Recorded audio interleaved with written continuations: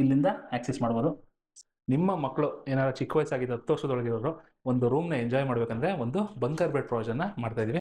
ವೀಕ್ಷಕರೇ ನಮಸ್ಕಾರ, ನಾನು ನಿಮ್ಮ ಮನೆ ಮಗ ಮನೆ ಕಟ್ಕೊಡೋ ಶಾಂತ ನಮಸ್ಕಾರ. ಇಷ್ಟು ದಿನ ನಮ್ಮದು ಕಂಪ್ಲೀಟ್ ಆಗಿರೋ ವಿಡಿಯೋಗಳನ್ನ ತೋರಿಸ್ತಾ ಇದ್ದು, ಇವತ್ತು ಒಂದು ಅಂಡರ್ ಪ್ರೋಸೆಸ್ ಒಂದು ಚಿಲ್ಡ್ರನ್ ರೂಮ್. ನಿಮ್ಮ ಮಕ್ಕಳು ಏನಾದ್ರು ಚಿಕ್ಕ ವಯಸ್ಸಾಗಿದ್ದು 10 ವರ್ಷದೊಳಗಿರೋರು ಒಂದು ರೂಮ್ನ ಎಂಜಾಯ್ ಮಾಡಬೇಕಂದ್ರೆ ಒಂದು ಬಂಕರ್ ಬೆಡ್ ಪ್ರೊವಿಷನ್ನ ಮಾಡ್ತಾ ಇದೀವಿ. ಸೊ ನೋಡ್ಬೋದು ಇಲ್ಲಿ 6x4 4 ಅಡಿ ಡೀಪ್ ಇದೆ, 6 ಅಡಿ ಉದ್ದ ಇದೆ. ಸೊ 6x4 ಬಂಕರ್ ಬೆಡ್ ಅಂದರೆ ಏನಂದರೆ ಕೆಳಗಡೆ ಮಲ್ಟಿಪರ್ಪಸ್ ನಿಮಗೆ ಸ್ಟಡಿ ಯೂನಿಟ್ ಪ್ಲಸ್ ನಿಮಗೆ ರೆಸ್ಟಿಂಗ್ ಪ್ಲೇಸು, ಮೇಲ್ಗಡೆ ಮಲಗೋ ಜಾಗ. ಸೊ ನಾರ್ಮಲ್ ಬೆಡ್ ನೋಡ್ತೀವಿ, ಇದನ್ನ ಬಂಕರ್ ಬೆಡ್ ಅಂತ ಕರಿತೀವಿ.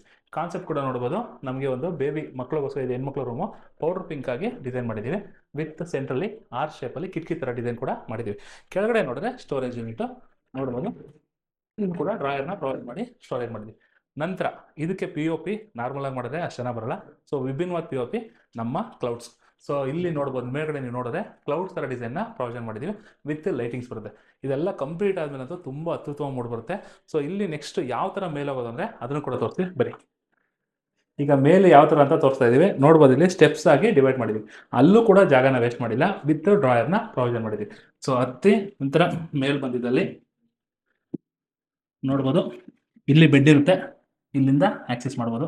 ಸೊ ಒಂದು ಕಿಡ್ಸ್ ಬೆಡ್ರೂಮ್ ನೀವು ಪ್ಲಾನ್ ಮಾಡ್ತಿದ್ದಲ್ಲಿ, ಅವ್ರಿಗೇನಾದ್ರು ಒಂದು ಬ್ಯೂಟಿಫುಲ್ ಸ್ಪೇಸ್ನ ಪ್ರೊವೈಡ್ ಮಾಡ್ತಿದ್ದಲ್ಲಿ ಇದನ್ನು ಫಾಲೋ ಮಾಡೋದನ್ನ ಮರಿಬೇಡಿ.